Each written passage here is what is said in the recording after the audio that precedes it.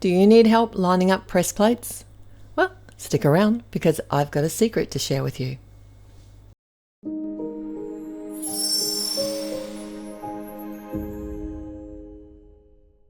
This is the beautiful Flowering Hedge press plate set, and it's a little bit different because it's actually a layering press plate set. Now don't run away because it's not as daunting as it sounds, because it comes with a special secret. It's an alignment guide, which is basically a piece of acetate that has outlines drawn on it to give you the tools you need to get perfect placement. And today I'm going to make two beautiful cards with you, and I'm going to share with you two different ways to use this guide to get perfect placement. So it's all color coded, and the green outline is the size of an A2 card front. And the first way we're going to be using it is to align everything independently, and I'll tell you why shortly. So I've got the green line lined up with the A2 size on the chase, and I'm going to be using some low tack tape and attaching it to the actual base of the chase. I'm also going to use some low tack tape to hold the cardstock in place on the platen, and I'm lining that up with the A2 marks on the clear plate. There are 3 different layers to this flowering hedge, and they're all stamped twice to give a frame. I'm starting with the stem layer, and each of these outlines on the acetate is color coded, and this one is in blue. So I'm lining that up through the acetate and onto the plate. I'm adding my ink just as you normally would when you're using a BetterPress, and then I can just run it through the machine like I normally would. One thing to be aware is that because I'm doing multiple stamping with the press plate, I don't want to contaminate other portions of my card, and I found it was just easier to wipe away any excess ink before I ran it through my die cutting machine. If you don't have a problem with extra ink transferring, then you might be able to skip this step. I just didn't want to take the chance of having to start it all over again. And next, I want to re-stamp the same plate, and I want to stamp it independently again. So I'm lifting it up and realigning it with the opposite side of the guide. And the reason that I'm doing this is because I want to get perfect placement so I can use the coordinating die to cut this out and make it into a frame. And to be honest, aligning it each time didn't take very long at all, but I was very careful not to have any excess ink sort of hanging around. So the next layer that I'm going to stamp is the flowers themselves, and the outline for these is in black. One thing I do want to mention here is that because the plates are going through that acetate and onto the magnetic chase, is that I did find sometimes they shifted just a little bit when I was adding the ink, because I'm an over inker, so that's just something that I have to live with.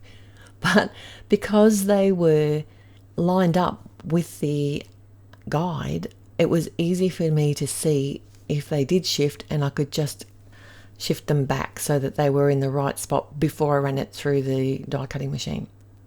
And the best thing about this kind of system, about having a layering press plate system, is that we can now do multiple ink colors when we're stamping out an image like this.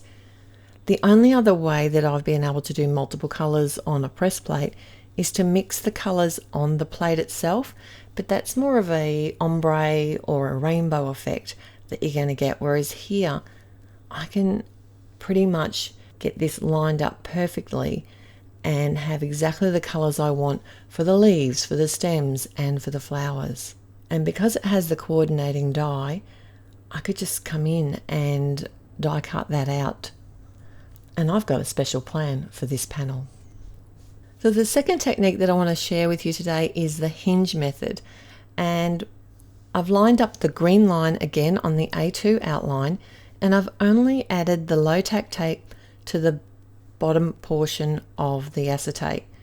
So this makes it really easy for me to come in and line up the press plates looking through the acetate. There's less likelihood for the plates to shift when I'm adding the ink, but I'm still wiping away any excess ink that might have got onto the chase before I run it through the die cutting machine. But how I'm really changing it up this time, and to save time and make it a little bit quicker, is that I'm not lining up the plates a second time. This time I'm going to flip the platen or the top clear plate instead. So I've done exactly the same technique. I did check with the acetate to make sure that the image hadn't shifted. I'll lift the acetate back on the hinge before I run it through the die cutting machine. But I flipped the plate this time. So now I've got the two images stamped exactly where they need to be. I'm going to do the same thing with the flower image. I'm lining that up with the black outline. And I have chosen some different colors this time just to make it a little bit different, because we know that I don't like to do exactly the same card over and over.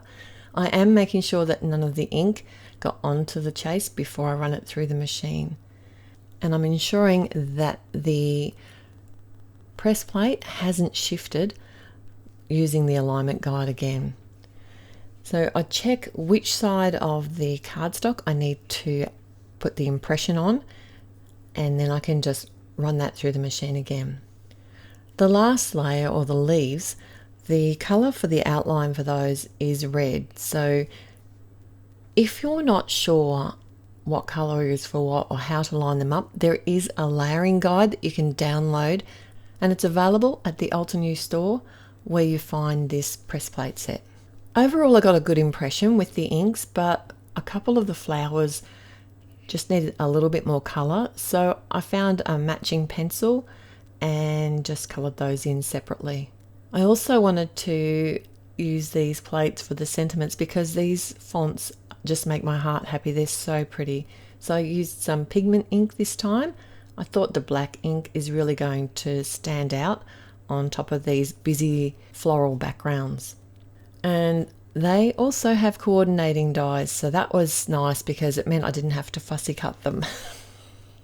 So even though I found that this was a much quicker way to stamp out the image, it didn't line up perfectly with the coordinating die.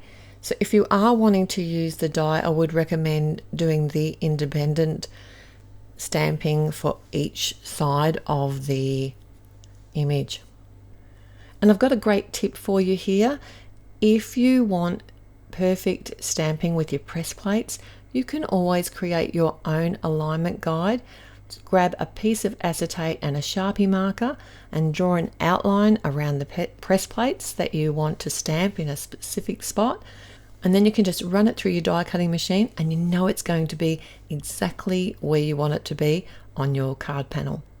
I did keep this card very clean and simple, just added my panel to the front of a side fold card and popped up the sentiment.